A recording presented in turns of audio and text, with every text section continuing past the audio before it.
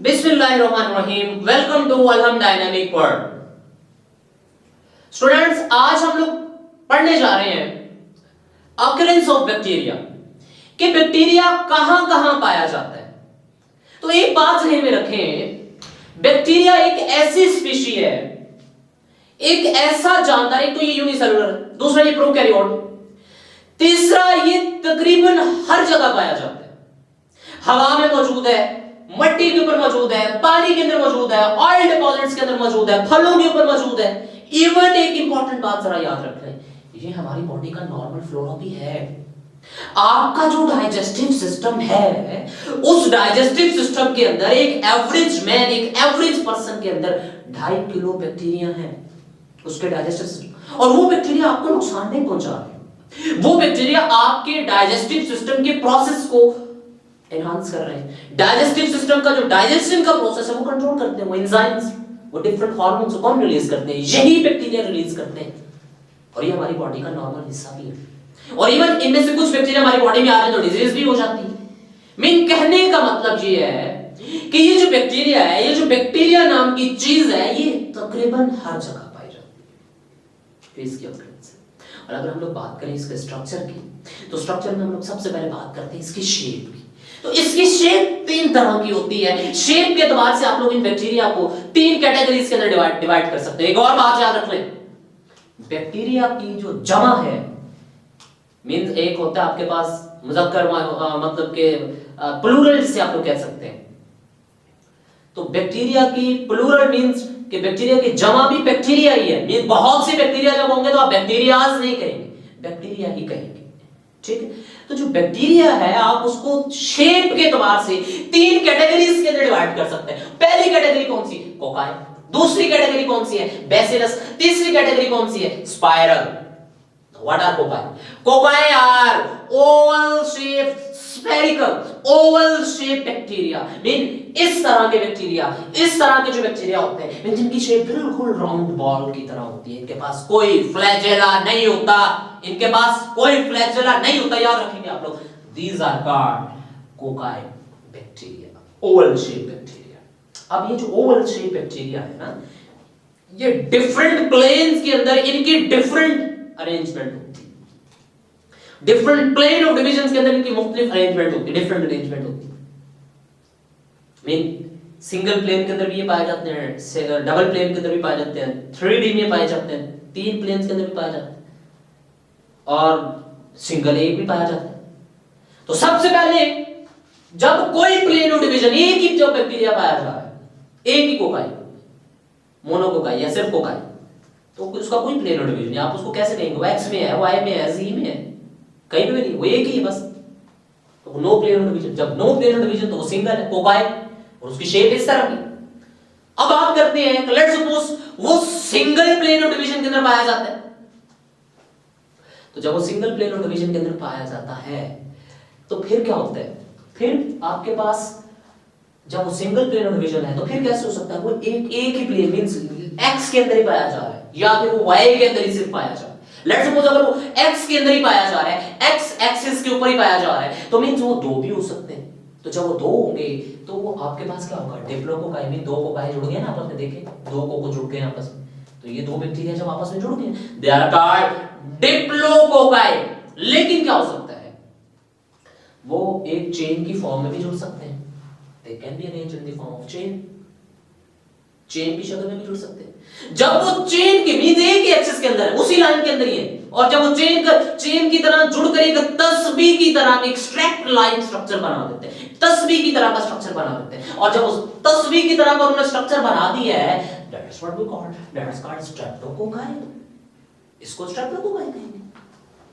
ठीक है, तो तीसरा हमारे पास क्या हो सकता है? 2 plane of division, means X में भी और वाई में भी, मींस ऐसे भी हो सकता है और वाई रीजन के अंदर भी हो सकता है। तो 2 प्लेन ऑफ डिवीजन है इसके अंदर। तो जब इसके 2 प्लेन ऑफ डिवीजन होंगे आपके पास, तो फिर आपके पास इसका स्ट्रक्चर कैसे हो सकता है? टेट्राहेड्रल। मींस देखिए जरा, ये आपके पास एक्स में है, ये वाई में भी है, मींस एक लाइन के अंदर नहीं, ऐसे दो प्लेनर डिवीजन है इसमें, ये एक्स के अंदर है एक लाइन, एक मींस आप इसको ऐसे नहीं कर सकते ऐसे। तो जब दो प्लेनर डिवीजन उसने इस्तेमाल किया, एक्स और वाई इस्तेमाल कर लिए, तो दो प्लेनर डिवीजन इस्तेमाल हुए, ये देखें जी, ये दो प्लेनर डिवीजन इस्तेमाल हुए। What is this is tetrahedral. ओ भाई चार कोकाई जुड़ जाएंगे एक दूसरे के ऊपर नीचे, आप सिंपली याद रख लें, चार कोकाई जुड़ गए हैं, एक दो कोकाई के ऊपर दो और कोकाई आ गए हैं बैक्टीरिया, तो जब वो चार जुड़ गए तो क्या बन गया आपके पास, टेट्राहेड्रल बन गया हुआ है, राइट है, ठीक है। उसके बाद थ्री प्लेन ऑफ डिवीजन, तीन प्लेन ऑफ डिवीजन। तो जब थ्री प्लेन ऑफ डिवीजन हो गए तो फिर क्या होगा, means X Y and Z, means वो अब 3D के अंदर आ गया है। तो जब वो 3D के अंदर है, तीन प्लेन ऑफ डिवीजन मींस, तो फिर आपके पास क्या है, और चार तो इधर है एक्स और चार और भी आ गए, मींस अब आप उसको 3D देख सकते हैं। तो देखें जरा, अब क्यूब ऑफ 8 कोकाई, मींस चार पीछे, चार उसके ऊपर और है, ये जो ब्लू मैंने कलर में ड्रॉ किया है मींस ये और चार कोकाई, चार ब्लैक में है, चार उसके ऊपर और ब्लू में। तो जब a cube of 8 cocci bacteria, they form Sarcina, and Sarcina is the three plane of division। ये क्या है आपके पास, थ्री प्लेन ऑफ डिवीजन है, राइट है। उसके बाद हम लोग कहते हैं रैंडम प्लेन ऑफ डिवीजन, मतलब कोई किसकी मर्जी जहां पे मर्जी जाने उड़ जाए, ये भी थ्री प्लेन ऑफ डिवीजन ही होगा, लेकिन बहुत ज्यादा कोई उसकी अरेंजमेंट कोई नहीं है, कोई पर्टिकुलर रूल कोई नहीं है, कोई मतलब कि कोई खास लोकेशन कोई नहीं है, बस यानी क्लस्टर ऑफ बैक्टीरिया आके जुड़ गए, क्लस्टर ऑफ बैक्टीरिया मतलब बहुत से कोकाई आके जुड़ गए, उन्होंने जनाब एक अंगूरों के गुच्छों की तरह के स्ट्रक्चर बना लिए, क्लस्टर बना लिया, जब वो इस तरह की इररेगुलर शेप बना लेते हैं ना कोकाई, जब बहुत ज्यादा जुड़ जाते हैं तो फिर उसको आप क्या कहते हैं, उसको फिर हम लोग कहते हैं स्टेफाइलोकोकस। उसको क्या कहते हैं जी हम लोग, स्टेफाइलोकोकस। तो ये है कोकाई बैक्टीरिया।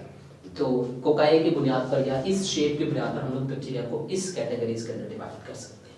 अब हम बात करते हैं बेसिलस की। बेसिलस की क्या शेप होती है और बेसिलस शेप बैक्टीरिया क्या होते हैं, आए जी सर। बेसिलस जो शेप होती है बैक्टीरिया की, वो किस शेप की होती है, वो रॉड शेप बैक्टीरिया जो होते हैं, जिनकी शेप रॉड की तरह की होती है, उन्हें आप लोग क्या कहते हैं, बेसिलाई। अब इनके पास फ्लैजेला होता है, एक तरफ भी हो सकता है, दोनों तरफ भी हो सकता है, दे हैव फ्लैजेला, इसलिए मैंने यहां पर इसकी डायग्राम ये फ्लैजेला के साथ बनाई। तो दूसरी शेप हमारे पास बेसिलस है, जो कि किस तरह की होती है, रॉड शेप। अब bacillus no plane of division में अगर सिंगल बेसिलस मौजूद है तो उसको आप लोग क्या कहते हैं, बेसिलस ही कहते हैं, ये इस तरह की इसकी शेप। और बेसिलस में क्या हो सकता है, ज्यादा से ज्यादा एक प्लेन ऑफ डिवीजन में, ये नो प्लेन ऑफ डिवीजन था, एक ही बैक्टीरिया था मौजूद, ये सिंगल प्लेन ऑफ डिवीजन में अगर दो मौजूद हैं तो उसे आप लोग क्या कहेंगे, डिप्लोबेसिलस।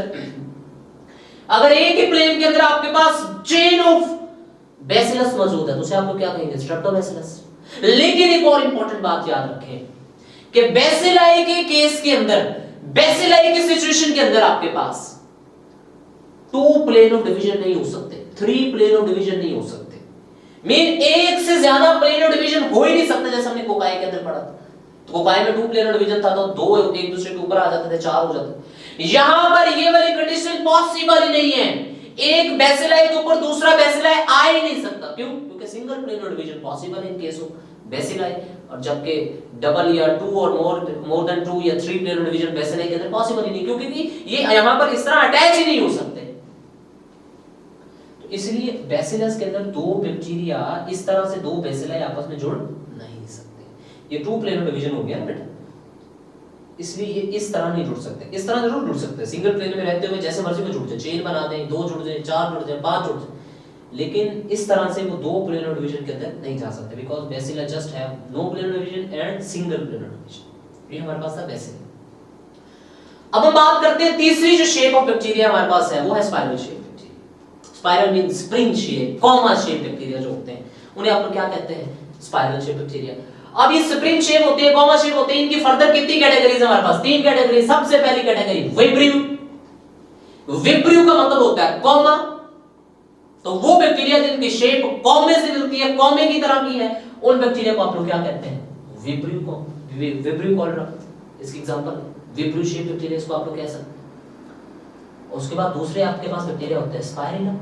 स्पाइरलम क्या होते हैं, थिक रिजिड और ये स्प्रिंग लाइक होते हैं। जरा देखिए इस तरह की इसकी शेप होती है, इस तरह की होती है, थोड़े से सख्त होते हैं, थोड़े से मोटे होते हैं, इनकी शेप इस तरह की होती है। और आपके पास तीसरे हैं स्पाइरोकीट। स्पाइरोकीट थोड़े से पतले होते हैं और फ्लेक्सिबल होते हैं, और वो मतलब ये भी स्प्रिंग लाइक शेप, इस तरह की इनकी शेप होती है। तो ये आपके पास क्या है, दीज आर कॉल्ड स्पाइरोकीट। तो ये हमारे पास है शेप ऑफ बैक्टीरिया।